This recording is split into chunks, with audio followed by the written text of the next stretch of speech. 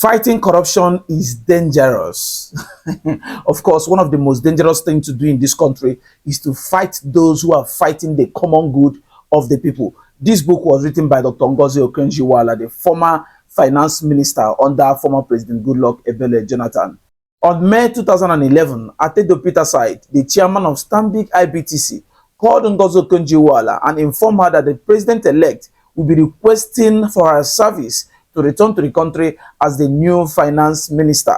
After the conversation with Atedo Peterside, she dropped the call and started thinking about her going back to Nigeria to become a finance minister once again. Afterwards, the president-elect called and requested that she should please come back to Nigeria and become the Minister of Finance. The president-elect told her that she was coming back to Nigeria not to serve Goodluck Ebele Jonathan, but to serve Nigerians. While Ngozi Okonjo-Iweala was busy consulting, trying to make up her mind, trying to, involve her family and friends and a lot of trusted associates, including her boss in Washington, D.C., Donald Duke, the former governor of Cross River State, paid her a visit in her Washington's office. Donald Duke came to Washington, D.C. to see Ngozi Okonjo-Iweala, and this was the reason. Donald Duke told Ngozi Okonjo-Iweala that he has heard of the rumor of her coming back for the second time to be the Minister of Finance, that a group of concerned Nigerians back home are not happy with the fact that she's coming back to be the minister again, that she should not take the offer.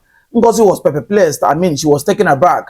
Why should a group of people in Nigeria not interested in the good reforms she's coming to deliver to the country as a Minister of Finance? That was the message Donald Duke came to her Washington, D.C. office to deliver to her, that she should not consider taking up the offer as the finance minister of the Federal Republic of Nigeria. Ngozi saw this as a threat and pressure from home, which manifested itself when she later became the finance minister. The mother was kidnapped and her life was threatened. She discussed with her entire family, including her husband and father.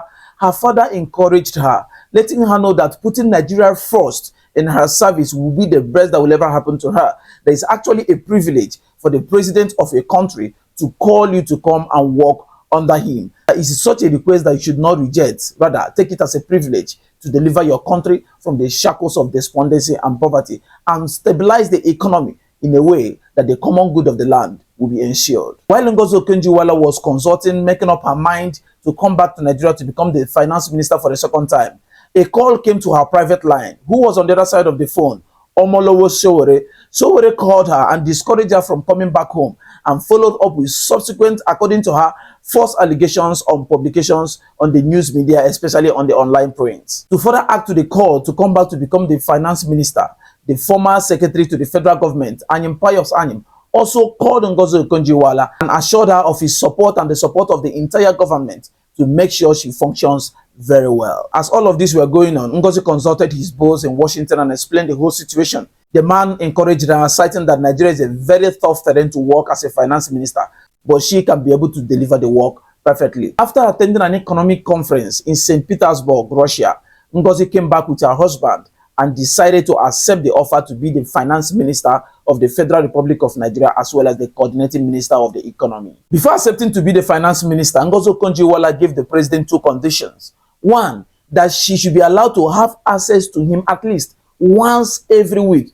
to discuss economic issues. Number two, that the president should set up an economic management team to be chaired by himself, the president, and this team will meet once every month. All of this and many more is contained in the chapter 2 of this book, Fighting Corruption is Dangerous, the stories behind the headlines. Kindly get a copy of this book. This is a very nice book written by a former finance minister. This is one book that you would love to read if you want to understand everything that happened between the time Ngozi was the finance minister for the second time.